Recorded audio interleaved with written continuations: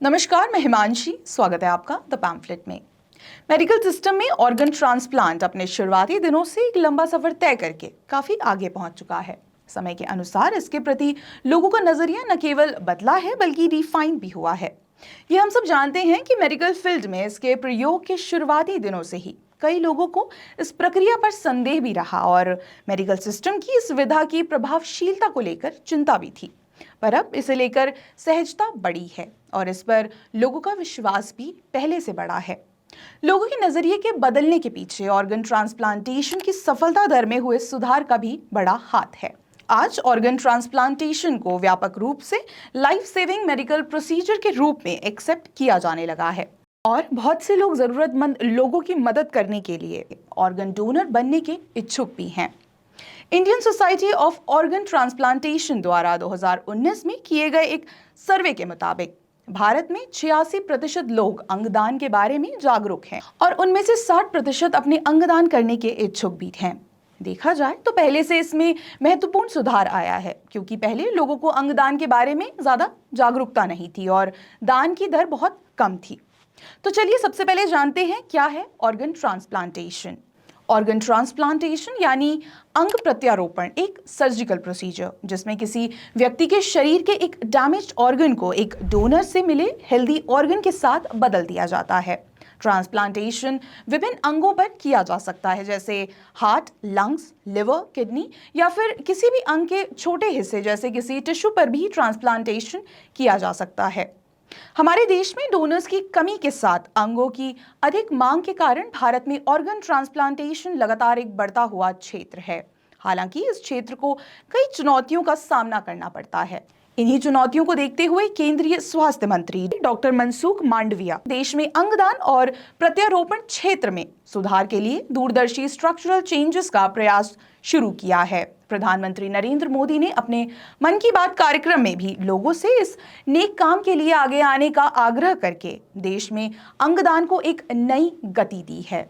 राष्ट्रीय, क्षेत्रीय और राज्य स्तर पर ऑर्गन और टिश्यू ट्रांसप्लांटेशन ऑर्गेनाइजेशन के नेटवर्क्स के जरिए बेहतर कोऑर्डिनेशन के कारण टोटल ऑर्गन ट्रांसप्लांटेशन की संख्या बढ़ी है। वर्ष 2013 में इसमें ये संख्या 5000 से कम थी, जो 2022 में बढ़कर 15000 से अधिक हो गई है। इसके साथ ही प्रोग्राम के बेहतर इम्प्लीमेंटेशन के लिए ट्रांसप्लांट कोऑर्डिनेटर्स के प्रशिक्षण के लिए national organ and tissue transplant organisation एक ट्रांसप्लांट मैनुअल और एक स्टैंडर्ड कोर्स पर काम कर रहा है। स्वास्थ्य और परिवार कल्याण मंत्रालय भारत में अंगदान और प्रत्यारोपण को बढ़ाने के लिए नीतिगत सुधारों के लिए अंतर्राष्ट्रीय सर्वोत्तम प्रथाओं से भी सीख रहा है। सरकार इस दिशा में लगातार काम कर रही है। हाल ही में केंद्र सरकार ने उन कर्मचारियों को 42 दिनों का विशेष अवकाश दिया जो अंगदान करेंगे। ऐसा उनके हितों को ध्यान में रखते हुए किया गया है ताकि अंगदान करने में उन्हें प्रोत्साहन मिल सके।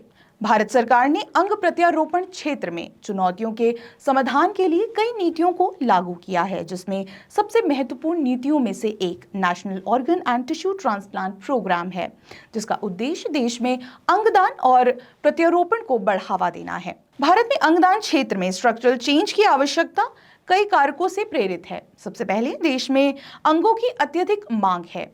हर साल ऑर्गन फेलियर के कारण 5 लाख से अधिक लोगों की मृत्यु हो जाती है। यदि ग्लोबल पर्सपेक्टिव में प्रति मिलियन अंगदान करने वालों की तुलना की जाए तो भारत में ये संख्या वैश्विक औसत 22 के मुकाबले मात्र 0.8 है, जो बहुत कम है। इसका सबसे बड़ा प्रभाव ऑर्गन ट्रांसप्लांटेशन की कमी से होने वाली मृत्यु दर पर तो पड़ता ही है, साथ ही ये इलीगल ऑर्गन ट्रैफिकिंग बढ़ने का भी कारण बनता है। National organ and tissue transplant organisation के आंकड़ों के मुताबिक भारत में ट्रांसप्लांटेशन के लिए आवश्यक अंगों की संख्या और उपलब्ध अंगों की संख्या के बीच बहुत बड़ा अंतर है। 2020 में 22,500 ऑर्गन ट्रांसप्लांटेशन की आवश्यकता थी, लेकिन मात्र 9,000 ट्रांसप्लांटेशन किए जा सके।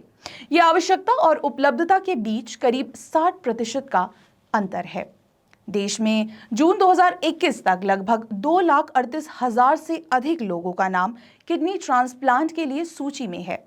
किडनी भारत में सबसे अधिक ट्रांसप्लांट किए जाने वाले अंगों में से एक है। 2020 में इतनी बड़ी मांग होने के बावजूद आवश्यकता और उपलब्धता में लगभग 96% का अंतर रहा और देश में केवल 7,500 किडनी ट्रांसप्लांटेशन किए गए थे।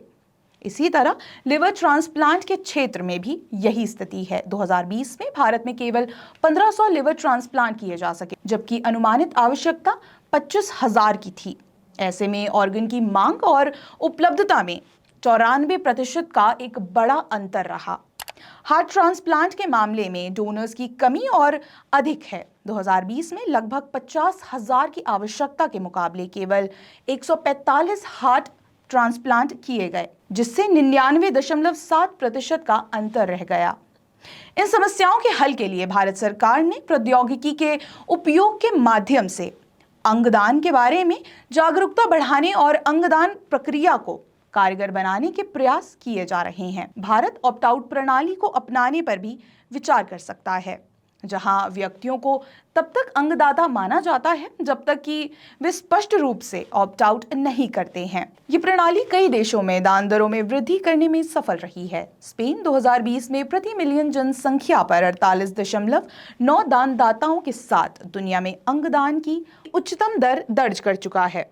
भारत सरकार ने इस क्षेत्र में सुधार के लिए कुछ कदम उठाए हैं, लेकिन अंगदान और प्रत्यारोपण में पारदर्शिता और निष्पक्षता सुनिश्चित करने के लिए और अधिक काम करने की आवश्यकता है। देश अपने बुनियादी ढांचे में सुधार और डोनर्स की संख्या बढ़ाने के लिए स्पेन की ऑप्ट आउट प्रणाली जैसे विदेशों में सफल ऑर्गन डोनर प्रोग्राम से सीख सकता है। ये बदलाव करके हम बहुत सी जिंदगियों को बचा सकते हैं और अपने नागरिकों के स्वास्थ्य में सुधार के साथ उन्हें जीवन जीने में मदद कर सकते हैं।